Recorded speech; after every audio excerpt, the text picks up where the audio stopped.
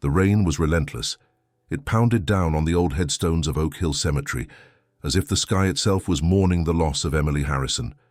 She was just 8 years old when she vanished without a trace. Today, 2 years later, her father, Marcus Harrison, was burying the only thing he had left of her, a sealed casket containing remains the medical examiner swore belonged to his daughter. Marcus, dressed in an impeccable black suit, stood motionless, like a statue carved by grief. His face, normally firm and confident in front of boardrooms and media outlets, now looked hollow, absent. Around him, a small circle of people watched in silence. Business executives, politicians, and even some familiar faces from the evening news. They'd all come to pay their respects to the construction magnate who had finally surrendered to tragedy. A woman let out a sob. Marcus didn't even blink. He stared at the coffin as if waiting for something to stop him. Something or someone. "With all due respect, Mr. Harrison," said Father Matthew, approaching, "it's time for eternal rest." Marcus nodded slowly. He stepped forward and placed a white flower on the wet wood. But before the gravediggers could move the casket, a shrill voice shattered the solemnity. "She's not dead. Your daughter isn't dead." Everyone turned. A soaked kid, no more than 10 years old, pushed through the attendees. His clothes were a patchwork of rags, his feet bare, his face smeared with mud. Dark eyes gleamed with desperation. I saw her yesterday. She was at the East Baltimore landfill looking for food." A security guard immediately moved to stop him, but Marcus raised his hand. "He's just a kid. Let him speak." Tommy, gasping from running in the rain, looked him straight in the eyes. She had a bracelet with her name. Emily, carved by hand with crooked letters. It was made of red thread. She was wearing it. Marcus felt a chill run through him. That bracelet. His wife Sophia had made it the day before they both disappeared. It was something intimate, private, something that never made the press. "Where exactly did you see her?" he asked in a low, trembling voice. "At the big dump by the waterfront near Canton. She's with other kids, but she doesn't talk. She just digs through trash and cries." The attendees murmured, some with mockery, others with discomfort. But Marcus heard none of it. His mind had entered a whirlwind. "Take me there," he ordered. "Now? Yes, now." Without another word, Marcus walked through the rain, leaving behind the casket, the priest, the reporters, and even the weight of reality itself. He climbed into his armored SUV and told his security guards to stay back. He took the boy with him. Along the way, Tommy wouldn't stop talking, describing the girl, her sad gaze, the corner where she usually slept. Marcus could barely breathe. His heart pounded like a drum out of rhythm. When they reached the outskirts of East Baltimore, the city looked different. Asphalt turned to mud, lights dimmed until they disappeared. The luxury vehicle clashed as much as the man driving it. Tommy guided them confidently through the alleys until they reached an open area, surrounded by shacks and smoke from makeshift fires. The smell of rot and burning plastic was suffocating. "It's this way, but we gotta go quiet." Marcus followed, stepping with disgust and fear. They passed barefoot children, adults with vacant stares, starving dogs. And then they reached the dump. The rain had become drizzle now. The clouded sky seemed complicit in what would happen next. "There she is," Tommy whispered, pointing. Among piles of garbage and moving shadows, there was a girl crouched down. She rummaged through bags with her small hands, shivering from cold. She was filthy, hair plastered to her forehead. But those eyes. Marcus felt his legs give out. He recognized his daughter's intense green eyes, the same ones she had when playing hide-and-seek in the family room. And on her wrist, there it was. The red bracelet with Emily, written in childish, uneven letters. He took one step, then another, approaching cautiously. "Emily," he called, his voice torn. The girl looked up, startled. For a moment, she didn't react. Then something changed. She recognized him. "Daddy." She stretched out her arms, tears mixing with rain. But then she jumped backward, eyes wide with terror. "Daddy, no! They'll hurt you! Go away! Go away!" and she fled through the rubble, disappearing through an opening between two shacks. Marcus ran after her, but Tommy grabbed his arm. "No, sir. If you follow her, you'll scare her more. There's dangerous people here. They could kill you." Marcus fell to his knees. His breathing failed. The world around him turned to noise. That girl was his daughter. She was alive, but she ran from him as if he were the enemy. Tommy crouched beside him. "She's not crazy, she's scared. There's stuff here you don't understand, but if you want to help her, I can show you how." The magnate, the successful businessman, the man who dominated boardrooms with a single word, was now at the mercy of a street kid. And for the first time in 2 years, he didn't feel powerless. He felt like maybe there was still a chance. The image of Emily screaming in the garbage haunted him, even with his eyes open. Marcus didn't sleep that night. He sat on the edge of his bed, still in damp clothes, watching dawn filter through the curtains. The city was waking up, but for him, time had shattered. He wasn't a man who accepted the unacceptable. He'd built entire empires based on quick decisions and firm certainties. But now, nothing made sense. Emily was alive. He'd buried her without her actually being dead. Then who was the girl in the casket? How the hell could someone make that mistake? Or was it something more? Tommy came back the next day, just as he'd promised. Marcus waited for him in a nondescript sedan, far from his usual security detail. "You sure you want to go back?" the boy asked, more confident now. "The people there aren't good people. I want to find her, whatever it takes." They spent hours walking through alleys, hiding from lookouts, kids used as sentries by local gangs, discreetly asking anyone who'd seen the green-eyed girl. Marcus offered money, but it was Tommy who got answers. Respect on the streets wasn't bought. It was earned over time, or you were born with it. "Haven't seen her since yesterday," said one of the kids. "Maybe she's hiding, or maybe they took her." Marcus felt his stomach turn. Took her? Who? The usual ones. Unmarked vans, men with radios. Sometimes they come looking for kids who don't have anybody. Tommy pulled Marcus aside. "That happens a lot. They use them for whatever. Begging, running drugs, or worse things." Marcus felt the world spinning. His daughter could be in the hands of criminals. Again. "We have to find her. Today." With no success in the search, Marcus returned to his penthouse in Harbour East. For the first time in a long while, the place felt strange, cold, like it no longer belonged to him. He called his personal assistant. "I want the complete files on Emily's case, everything. Police, detectives, hospital, forensics, and don't redact anything." Hours later, he spread the papers across the living room floor. Every line, every number, every signature. He was looking for inconsistencies, and then he found them. The date of the dental identification in the forensic report didn't match the original records from the family dentist. The markings on the teeth of the buried girl didn't match Emily's files. The report said, high probability, but there was never a confirmed genetic test. He'd trusted desperation. He'd signed papers he never should have signed. "I was an idiot," he whispered to himself. He hired 2 trusted private investigators. One was a former cop kicked off the force for refusing to cover up an abuse case. The other was a forensic hacker with contacts inside the police department. Both knew how to move in the shadows. In less than a week, they brought disturbing information. Your wife Sophia made strange moves before disappearing. She withdrew cash, closed accounts, rented a small apartment in Fells Point under another name. And the apartment? We found it, locked up, but still has personal belongings inside. Marcus went there personally. The building was simple, far from the luxury Sophia was used to. Inside the apartment, he found old clothes, his daughter's toys, and hidden inside a teddy bear, a USB drive. Back in the car, he plugged the device into his laptop. Videos, spreadsheets, recordings. Sophia had been investigating something, and what she discovered was serious. The folders had coded names, but the recordings were clear. Voices of Harrison Corporation executives talking about fake contracts, capital entries with no legal origin, external payments. "Don't worry, Ryan cleans everything up," said one voice. Marcus froze.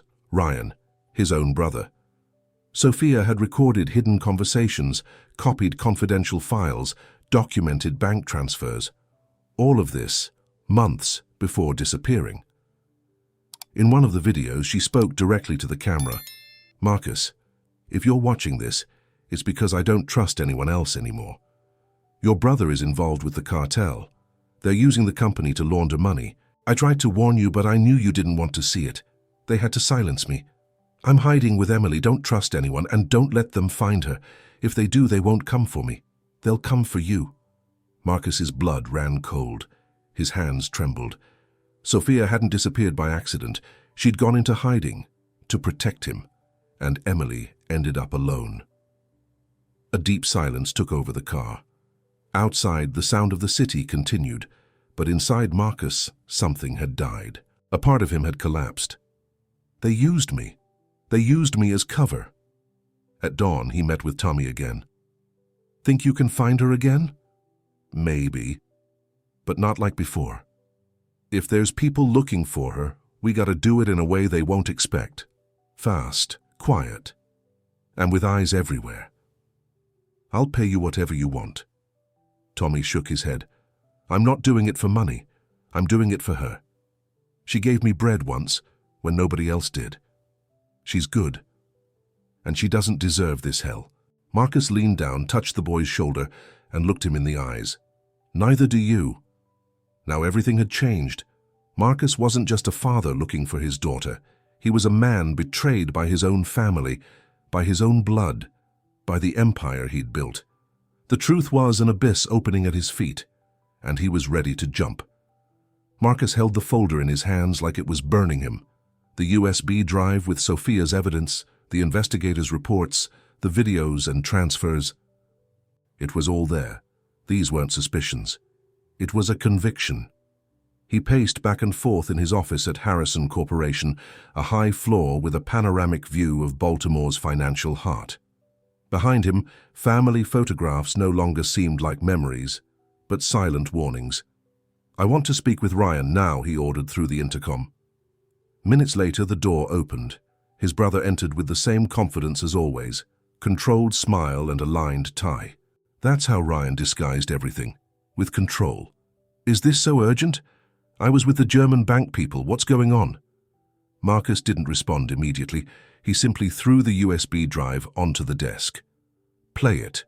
All of it." Ryan frowned, but obeyed. The video began playing, the voice recording, the transactions, his name being mentioned by third parties, and then Sophia's video. Ryan didn't react. Only at the end, when she said, "Don't trust anyone," he sighed deeply and paused the video. "So you found it," he said calmly. "No, but I found this, and that's enough." Ryan crossed his arms. His demeanor changed. Now there was coldness, as if he'd removed a mask. "And what do you think you're going to do, Marcus? Turn me in? Your own brother? The people who've held this company up with you?" "You didn't hold it up. You sold it to the cartel." Ryan took a step closer. His tone was different, deeper, more dangerous. "You don't understand what's behind this. It's not just money. It's power. It's protection. It's survival. You think you're clean, but you've signed checks, approved projects, closed deals, without asking questions. You always knew something smelled wrong. You just now have it in your face." Marcus stayed silent. Those words hurt because they were true. On some level, he'd always known. "Sophia disappeared because of you," he whispered. "Emily ended up on the streets because you all failed." Ryan moved even closer. "She played with fire. And you, if you follow her path, you'll get burned too. This isn't a game, Marcus. There are people who don't forgive mistakes." Silence. The weight of the threat hung in the air. Do the right thing. Protect what's left. Forget what you saw. Bury that drive, like you buried that wrong little girl. Marcus went home without saying a word, but his mind was a battlefield.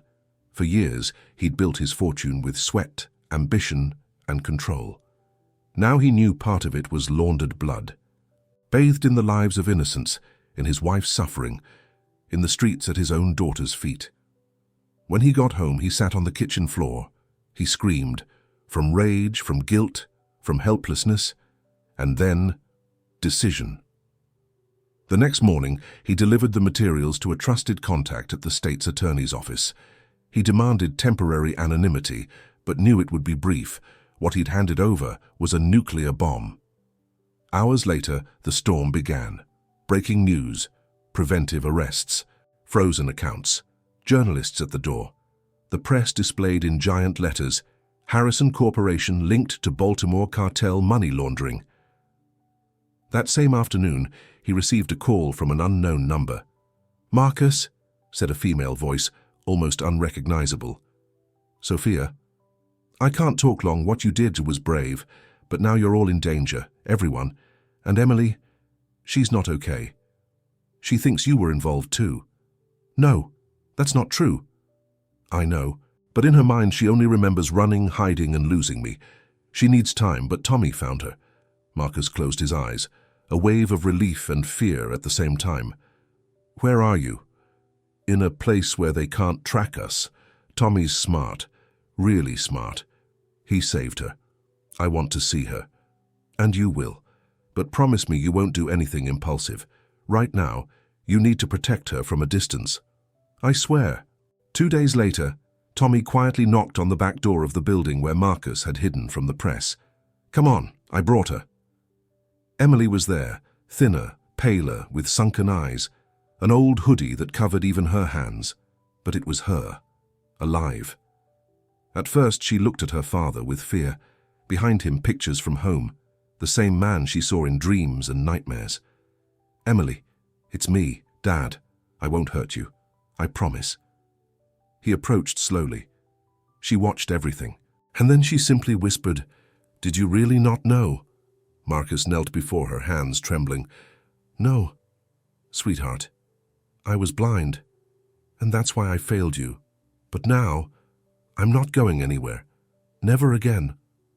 Emily cried silently. Marcus did too. Tommy, standing in the doorway, watched the scene without saying a word. But inside, he knew he'd done something no one had ever done for him. Hours later, Marcus was preparing the hideout. Mattresses on the floor, stored food, burner phones. He was no longer the man on magazine covers. He was a father, a protector, a voluntary exile. His phone rang one last time. "Ryan, you went too far. Not far enough, but I'm on my way. I warned you, and I chose. I'd rather lose everything than lose my daughter again." The line went dead. Marcus knew the hell wasn't over yet, but for the first time in years, he felt he was doing the right thing. The headlines wouldn't stop. Harrison Corporation collapses in money laundering scandal. Ryan Harrison arrested in federal operation. Magnate's missing wife found alive. It was the end of an empire and the beginning of something else. Marcus watched it all on TV from a rented room on the outskirts. Disheveled hair, unshaven beard. No more luxury cars or Italian tailors. Just the essentials: simple food, security for the kids, and silence. Emily slept in the next room, hugging a new teddy bear Marcus had bought with what little money he had left. Tommy put together a puzzle on the table, focused. Marcus looked at them and smiled. For the first time in a long while, that smile was real. Bank accounts were frozen. Shareholders sued him. Old allies vanished. But he didn't care. They called him to testify, and he gave them everything. He didn't ask for protection or negotiate deals. He told the whole truth. And leaving the hearing, reporters swarmed him. He didn't run. "Why did you do it, Mr. Harrison?" "Because it was the right thing. Because it was time to start over." 2 months later, he met with Sophia. She was at a support center for missing women, working as a volunteer. Thinner, with deep dark circles but alive. Strong. "I'm glad you're okay," Marcus said, not knowing where to start. Sophia hugged him. She cried, and he forgave. They didn't become husband and wife again, but they rebuilt something different. Trust, respect. A silent pact of love for the kids. With the money that remained, from a personal fund not tied to the company, Marcus legally purchased the land where the dump used to be. Right there where he first saw Emily. Where Tommy had grown up. Where so many other kids continued living, forgotten. He called architects volunteers, non-profits. He asked the press for help. Now on his side, he raised donations. From chaos, an idea was born: New Hope Park. A clean space with trees, tracks, playgrounds, and social support rooms. What was once garbage now flourished. Where they once dug to survive, they now played. The Emily and Tommy Foundation opened with a small event. No politicians showed up. No major businessman wanted to be associated with the scandal. But that didn't matter. Kids played. Mothers received care. Young people who'd lived on the streets got clothes, courses, and affection. Tommy, now in a school uniform with a new notebook, cut the ribbon with pride. Marcus watched him alongside Emily, who held a flower and smiled shyly at a camera. "Do you think we can ever forget?" she asked quietly. "No, sweetheart, but we can remember without fear, and that is already a lot." At dusk, they sat on a park bench. The sun painted the sky orange and gold. Laughter echoed in the background. A boy kicked a ball, another blew soap bubbles. Finally, there was life. Marcus took Emily's hand. Tommy rested his head on his shoulder. Sophia, sitting nearby, talked with a group of young volunteers. "Dad, can I stay here forever?" Emily asked. Marcus looked at her tenderly. "You're already home, sweetheart." The past couldn't be erased, but the future, well, that could be rewritten. And that evening, under the sunset at New Hope Park, Marcus Harrison, a man who was once feared and powerful, discovered that true wealth doesn't come from what you build with concrete. It comes from what you rebuild with love.